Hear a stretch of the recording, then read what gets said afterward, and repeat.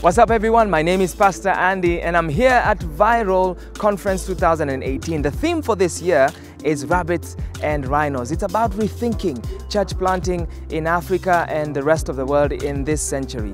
Now we've had some phenomenal plenary speakers coming through from all over the place and you're about to listen and hear from one of them. So sit back and enjoy this as God shapes and changes and shifts our mindsets regarding extending His kingdom here on earth. It's Viral 2018. God bless.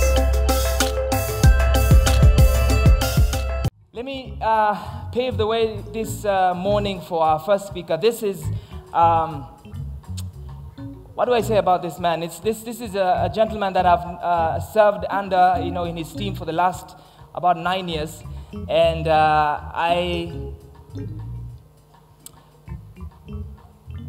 here's the thing, I'll be honest, there's not many leaders who will not just believe in their generation and what God has called them to do, but our first speaker for today is somebody who has believed in the generation that comes after him and the one that comes after that one, okay?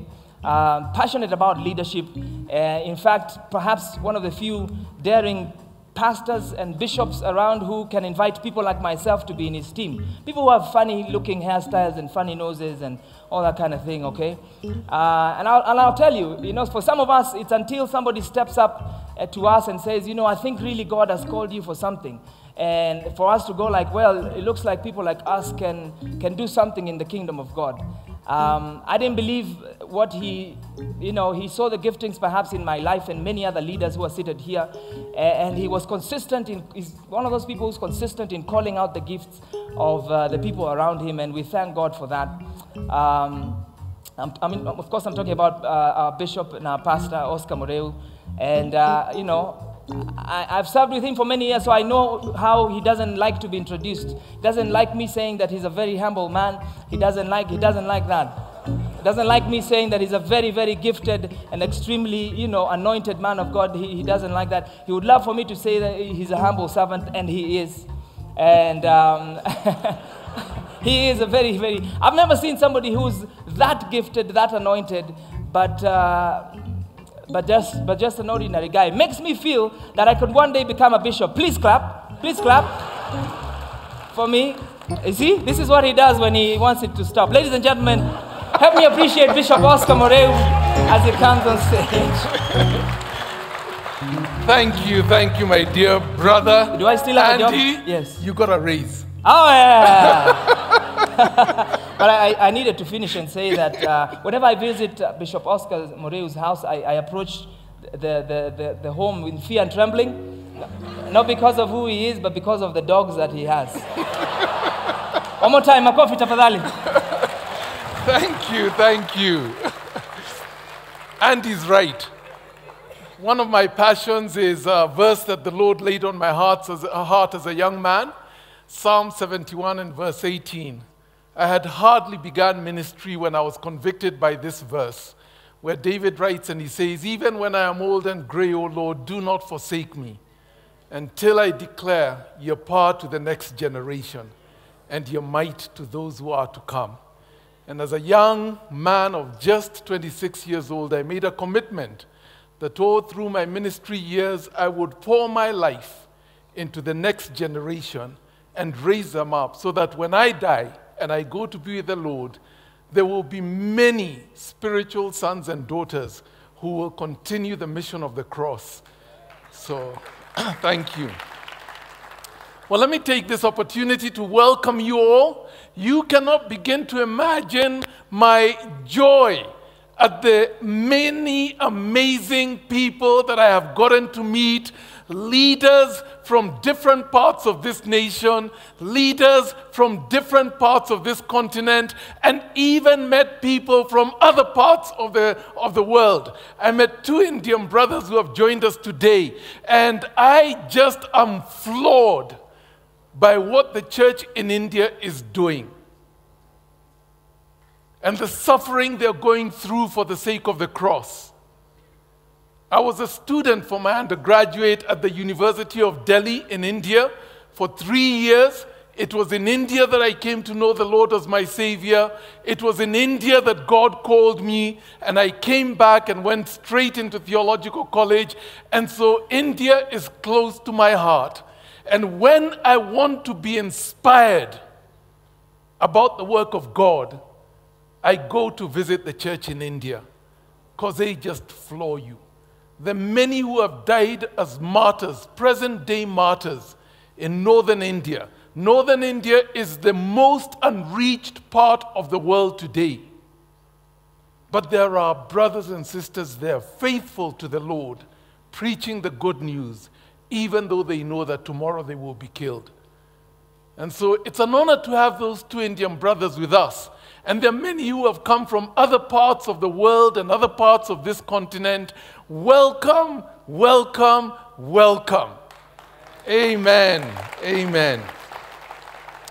I'm here this morning to start us off and to talk about the context in which we are to do ministry as the African church,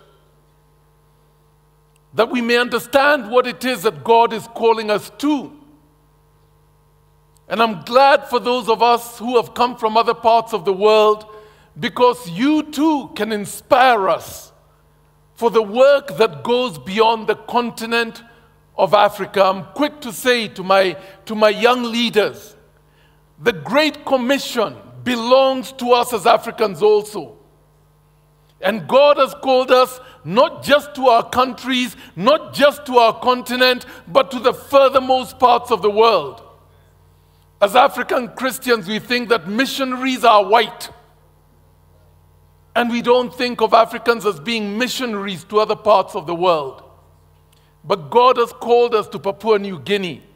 God has called us to Japan. God has called us to Iran. God has called us to Canada. He's called us to Russia. And the Great Commission belongs to the African church also. And so it's not just about Africa. It's about the world. But let me tell you about Africa. In 1900, 118 years ago, there was an estimated 10 million Christians on this continent of Africa.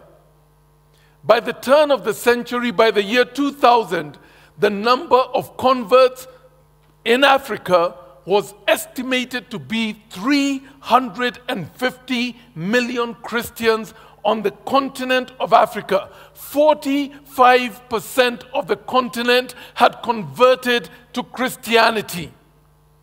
This is probably the fastest growth of the church, and most certainly a miracle in the last 100 years of missions.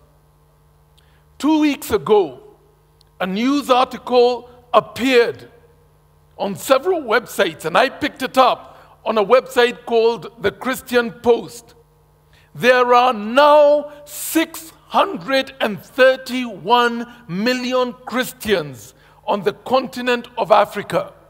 In just 20 years, the number of African Christians on this continent has almost doubled, from 350 to 631. Africa is now the largest church in the world, compared, for example, to 388 million Christians in Asia, the whole of Asia, to only 29 million Christians in Australia, New Zealand, Papua New Guinea, and the oceanic countries, the Pacific countries, compared to 601 million Christians in South America, 277 million Christians in North America. That's Canada and North America as a country itself.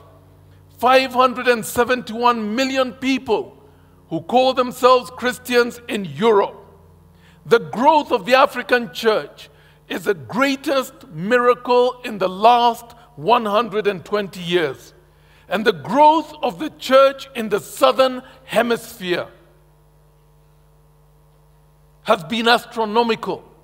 There are those gurus and pundits of today who say that the church is dying, that in another 100 years the church will close its doors. See, it is selling its cathedrals, it is selling its buildings, and the church is dying. They do not know what they are talking about. The church has relocated south and it is booming. In 1900, 75% of Christendom lived in the northern hemisphere. But today, almost 75% of the church is in the southern hemisphere. Certainly, 75% of Protestant Christians are found in the southern hemisphere. And 70% of all world evangelicals are found in the southern hemisphere. But that's not all that's happening in Africa today. Africa is also the only continent in the world that is growing. I'll put up a graph on the screen. And if you look at the red line, please put the graph up. If you look at the red line on the graph, that is Africa. Asia, which is the line above the red line, has been growing for a while, but is now plateauing and will start decreasing in terms of population. But Africa will add the next billion to the world population. Between 2000, one end of this graph, to 2015, Africa added 1 billion to the world population. And between 2015 and 2040, Africa will add the 2nd billion. And between 2040 to 2065, Africa will add the 3rd billion to the world population. And between 2065 and 2090, Africa will add the 4th billion to the world population. It is the only continent that is growing by leaps and bounds. So much so that in this country of Kenya, where our last census showed that we had 45 million people in Kenya, by 2050, in 32 years' time, the population of Kenya will rise to 97 million people. And by the year 2100, another 50 years, the population of Kenya will double again. Uganda is one of the fastest growing nations on this continent. By 2050, the population of Uganda will triple. Right now, 1 out of 7 people in the world are African. By the year 2050, 1 out of 4 people in the world will be African. By the year 2100, almost 1 out of every 2 people in the world will be African. 40% of the world will be African, and 44% of the world will be from Asia. Right now, 4 out of 10 people in Africa live in cities, and we are still largely a rural continent. But by 2050, 30 years from today, 6 out of 10 people will live in cities. This rate of urbanization is astronomical. The Bloomberg Business Magazine, a number of years ago, said this in 2014. Kenya's projected 4.3% annual rate of urbanization, when 12 million of its people will live in urban centers or urban areas by the year 2015, is more than double the global average of 2% urbanization and above the African average of 3.6%. According to the United Nations, Kenya is one of the most rapidly urbanizing places in the world. Europe had 100 years to adjust to the number of vehicles and urbanization that is happening in Africa in the next 10 to 20 years. So that is taking people by surprise. The growth is much faster than any government can respond to. And it's not just Kenya. By 2025, presently the population of Nairobi is about 4.2, 4.3 million. By 2025, the projections are that Nairobi will have 6.5 million people in the next 7 years. By the year 2050, Nairobi's population would have risen to 14 million people. If you think the traffic is bad now, you don't know what's coming. By 2100, the population of Nairobi will be 46 million people. It will be the 12th largest city in the world. Kampala, by 2050, will have 9 million people. By 2100, Lagos in Nigeria will be the largest city in the world with 88 million people. Kinshasa will be the second largest with 83 million. Dar es Salaam, the third largest city in the world with 73 million. Lilongwe will have 41 million. Kampala by 2100 will have 40 million.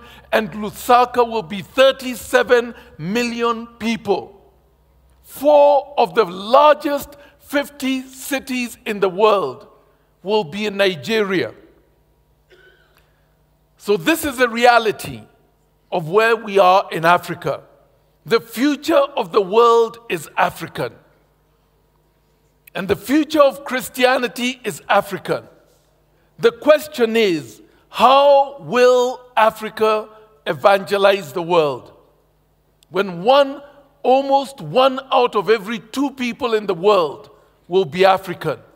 How will Africa, the largest church in the world, lead the world church? You know, I often think of history, the history of missions, as a relay, a racing relay. When the race started 2,000 years ago, after the ascension of our Lord Jesus Christ, the early church was centered in Palestine. Palestine was the center of Christianity. Paul the apostle and the other disciples spread the gospel to the furthest parts of the known world. Churches were planned and planted all over the Roman Empire, and it is believed that disciples like Thomas took the gospel to India and Asia. In the second chapter of missions, the baton of missions was passed on to the church in Rome when the Roman Empire under Constantine became Christian, and Christianity became the national religion of the Roman Empire. Persecution stopped and the gospel spread. In the third chapter of missions, the baton was passed on to the European church, and Europe was reached for Christ by the likes of St. Patrick of Ireland.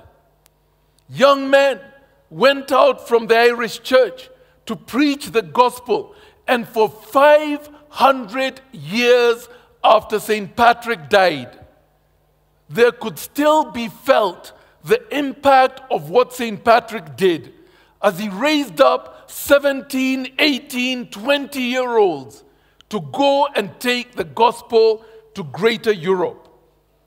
In the fourth chapter of missions, the baton was passed to the church, particularly in the UK, in Spain, in Italy.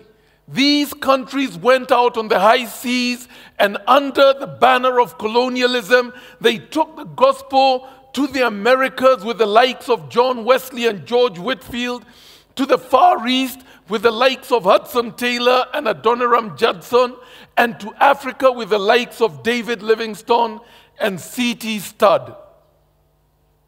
In the fifth chapter of missions, the center of Christianity moved to North America, and the baton of missions was passed on to the church on the continent of North America. North America took the gospel to all the other parts of the world. They globalized missions to a new level. They founded schools and mission stations and hospitals all around the world. And they sent out thousands of missionaries. by popularizing parachurch organizations and also through movements like the student volunteer movement that churned out a whole generation, hundreds of missionaries. People like Billy Graham, who began their evangelistic missions at the beginning of the century, the 1900s, under Youth for Christ. Others like John Mott under YMCA, and his popular saying, the evangelization of the world in the next generation, was a banner of missions from North America. We are now in the 6th chapter, and the baton of missions has been passed onto the African church. So here's a question. How will the African church run the race? Zambia is presently the African nation with the highest percentage of Christians today. 95.5% of the nation of Zambia calls itself Christian. How will Zambia lead the church in Africa? How will the African church lead the world? How will Africa raise up missionaries? How will Africa defend the gospel? What models of missions will Africa use? Because in each chapter of missions, there has been a different model on how to do missions. And we cannot go out with the model of America, with a strong greenback and an economy that has disposable income, an economy where you can raise funds to be sent out as a missionary. This will not work in Africa. So how will Africa do missions?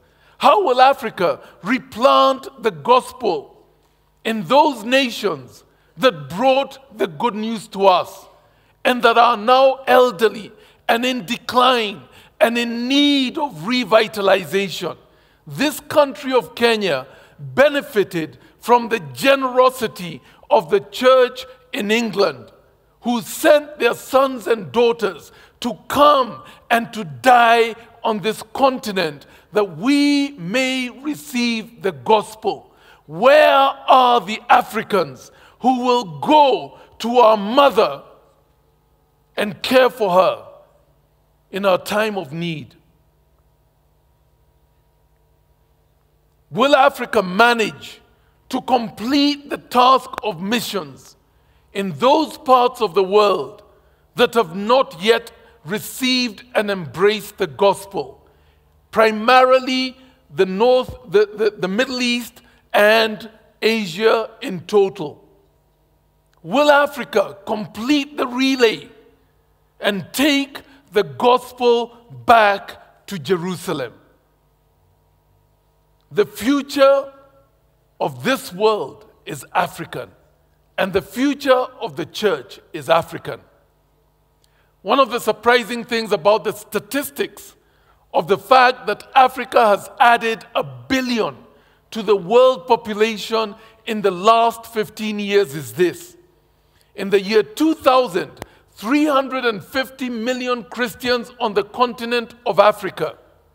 In the year 2018, it is now 631 million Christians on the continent of Africa.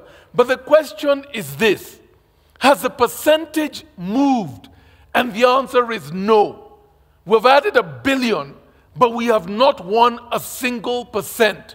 In 2000, 45% of Africa was Christian. In the year 2018, 45% of Africa is Christian.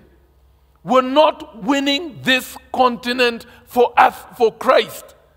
We're just standing still. And as we go to 2050, when the population of Africa will double again, will we still be at 45%? Or would we have moved the needle from 45% to 65% to 75%? We may be running, but the world and the population growth of Africa is running as fast as we are. And we will not win the race unless something changes. This is why we're here. Here's a second reality. The future is youth and children for Africa. Did you know that the average age of Nigeria as a country is 17 years? 17.2 to be exact. The average Nigerian is 17 years old. Did you know that the average Kenyan is 19 years old? And this is true wherever you go around Africa. Soon a huge youth bulge of 3 billion people will work its way through the populations of Africa. They have not even been born yet. Just the first of 4 billion people have been born. But there's 3 billion coming after them before the year 2100. But the church in Africa is led by old men like myself. And these old men insist on singing the songs that the missionaries brought and that we grew up with in the 1940s and 1950s. Some of you here are church leaders. If the average age of your church does not reflect the average age of your nation, then you are a dying church. If the children of Africa do not feel welcome in your church, if the teenagers of Africa do not feel welcome in your church, if the young adults of Africa do not feel welcome in your church, then in another 30 years, you'll all be old men with walking sticks, remembering the good old days, and we would have lost a generation of Africa. The future is children and youth. Many churches in Africa do not see children as the answer to reaching the continent of Africa. We consider children to be a distraction. And so on Sunday, we gather them into a room and we sing, "Jesus loves me, this I know," and we tell them to keep quiet and they can't come out to play. They just need to be occupied because they may distract the adults in church. Let me make this bold statement.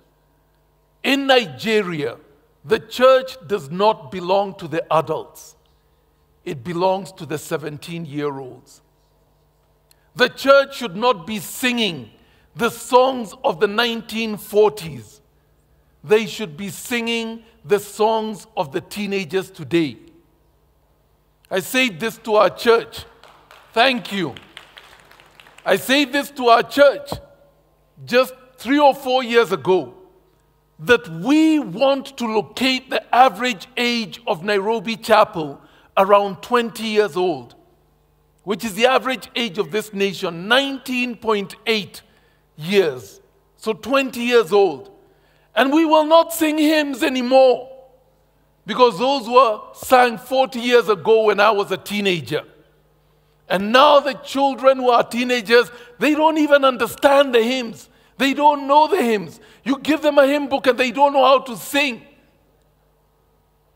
They have a different musical repertoire that we who are elderly need to learn, that we may reach their generation. Only 3% of Kenya is above the age of 65 years. Only 70% of Kenya is above the age of 50 years. The church does not belong to the 50-year-olds. I'm 57. I'm done.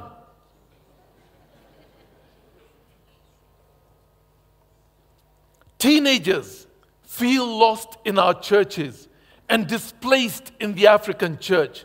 But if we do not reach the children and the teenagers of Africa, 4 billion people are coming down the pipeline. And by the time you reach them when they're 25, it's too late. You may have heard of what has been called in the Western Hemisphere the 414 window. And what the 414 window is that the highest conversion rate anywhere in the world on any continent is children between the age of 4 years and 14 years. In Africa, that extends, and I prefer to speak of the 420 window. Any child between 4 years and 20 years. Most of you here came to know Christ as teenagers in high school. It is the richest gospel field all around the world. And if our target is to reach people who are 30 years old, we're 10 years too late, and our harvest will be meager. The future belongs to children and to teenagers. And the African church needs to learn how to go back to the Sunday school and do the greatest work there. There was a study done a number of years ago, I believe in 1995, where missionaries from America were asked the question, when did you ever first know or sense that God was calling you to be a missionary? Surprise, surprise. The majority of missionaries said, before I was 10 years old. In other words, our mission Sundays are not for the adult congregation. They're for Sunday school. That's where the harvest is. If we do not learn to go back to children, to be serious about Sunday school, to see that as a harvest field and the best gospel field ever, if the teenagers do not feel welcome in the church because we don't sing their music, we sing choral music that was brought about 70 years back. What do Africans know about choral music? We sing choral music from England and from Europe as though it were a dirge.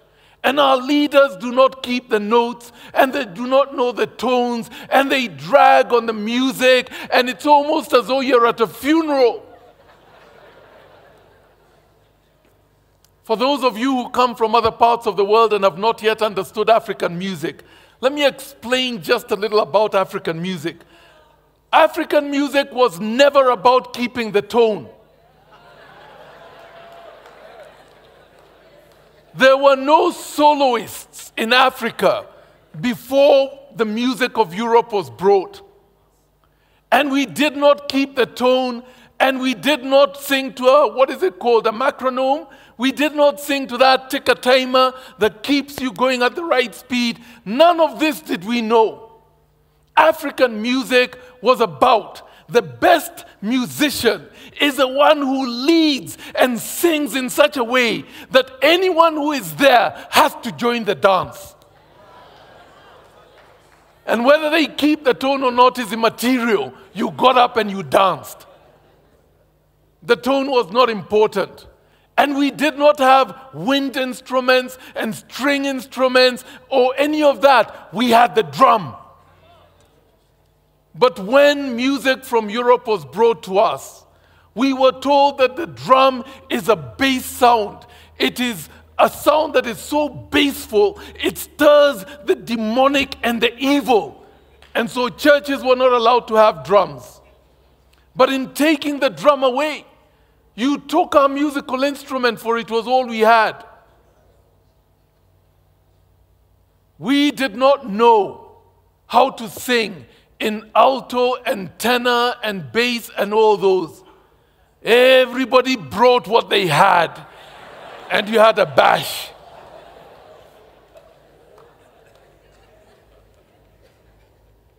If we do not sing the music of this generation, we will lose Africa. Africa was won for Christ because of the establishment of mission schools at the beginning of the 20th century. Here at the Nairobi Chapel, we have decided to go back to education and schools. And so we're trying to start up 47 schools in Kenya. We now have 3 schools that were started. And we want to have a school in every county capital of this nation. If each school has 700 children, then it means that we have for 8 years, maybe for something like 12 or 13 years through high school, we have 33,000 children to disciple on a daily basis for 13 years. The future belongs to children and to teenagers. The future is crowded in mobility. With the rate of urban growth, infrastructural development will not keep up.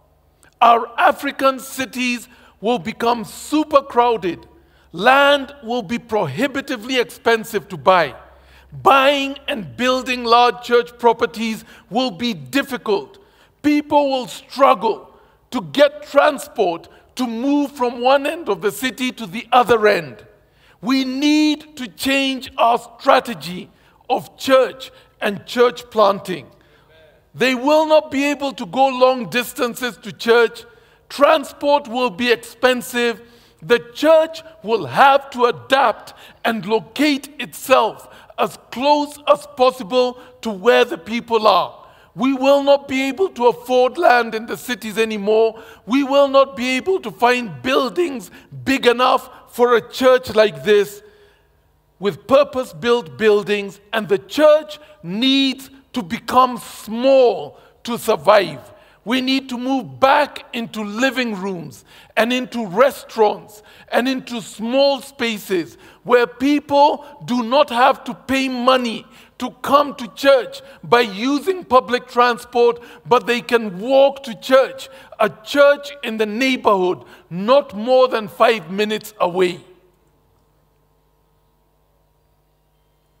Without being able to plant a mega church like this church on 15 acres of land, we will have to plant thousands of little churches that have 30 to 50 people.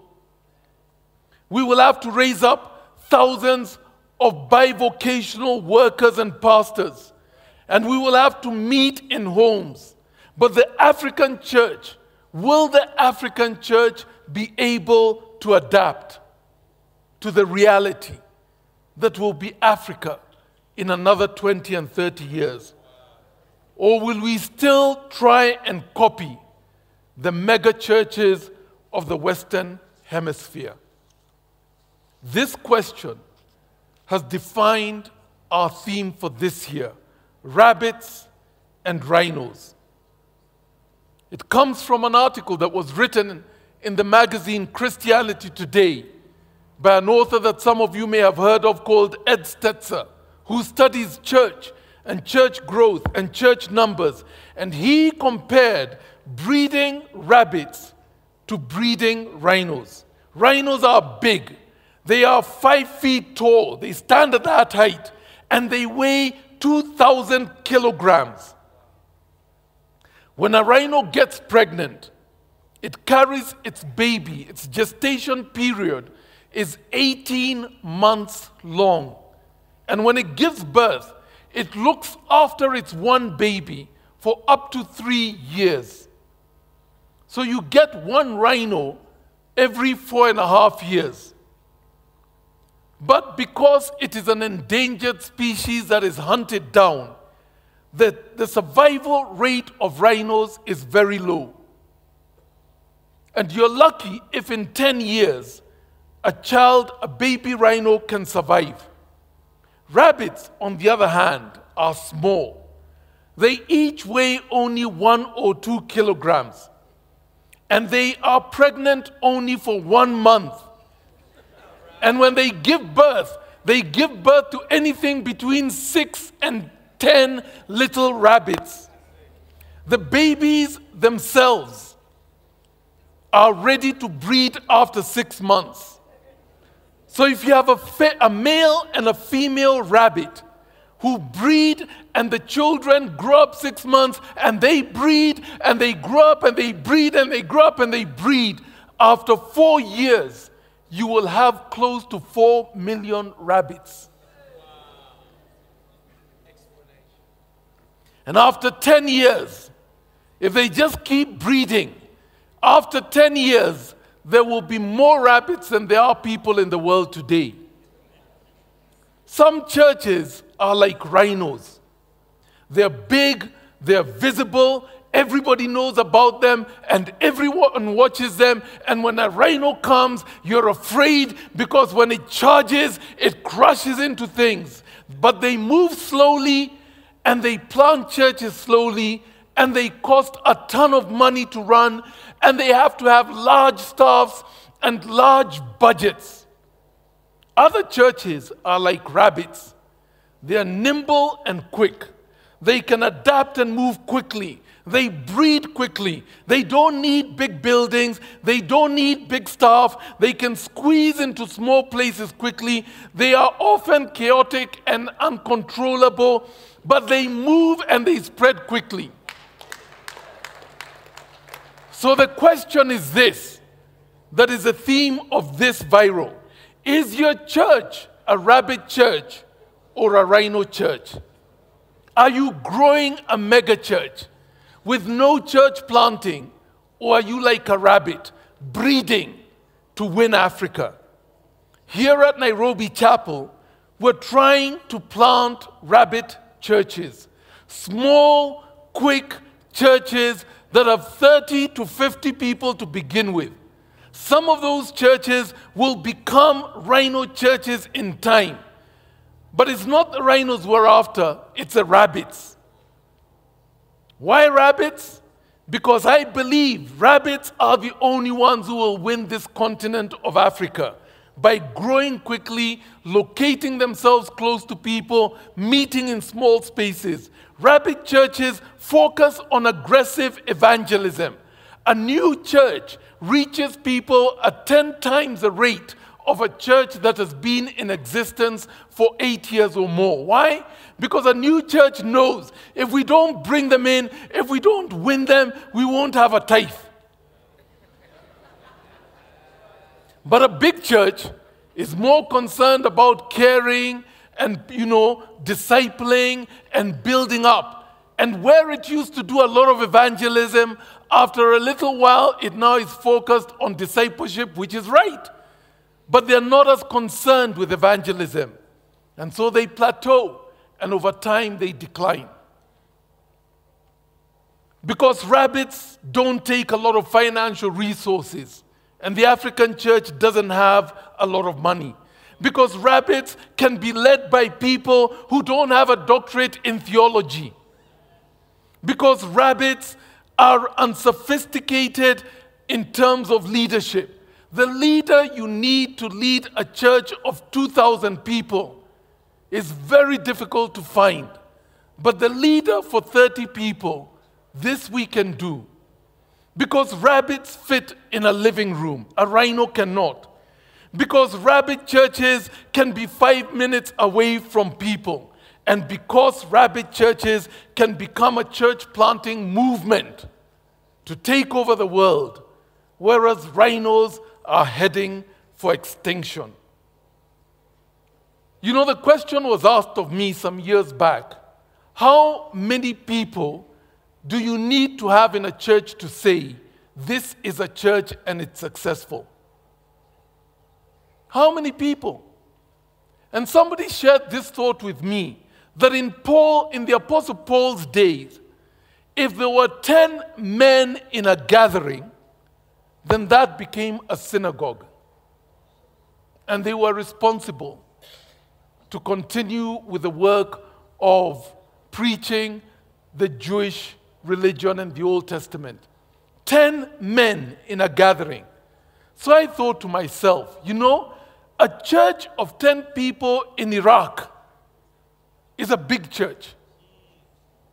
And no one has a problem that there are only 10 people in a church in persecuted Iraq or in a church in North India. 10 people. This is the grace of God. So why do we in Africa look at a church of 20 or 30 people as, that's just a Bible study group? It's not a church. And so I tell my church planters now, if you are 30 people, you succeeded. And that is a church. Did you know that 90% of the world church is 100 people and less? 90%. That 5% are between 100 to 400 people. That 3% are 400 to 900 people. And that only 1% of churches worldwide are 1,000 people and more. If we spend all our lives trying to build churches of 1,000 and more, we will not win this continent for Christ. If you have more than 100 people in your church, you're bigger than the average church worldwide. And when you are 50 people, it's time to start planting churches. You're not a rhino. Be a rabbit. So I say, yes, Nairobi Chapel, this church is a rhino. But the odd thing about this church is that when it breeds, it gives birth to rabbits, not to rhinos. So welcome to Viral. I pray that when you leave on Friday, you will go with a deep conviction about the urgency of the task of the gospel, the urgency of the need to reach Africa, the urgency of the African church's need to send missionaries to the rest of the world, and the urgency to plant thousands of churches if we are ever going to reach people for Christ. God bless you. Thank you.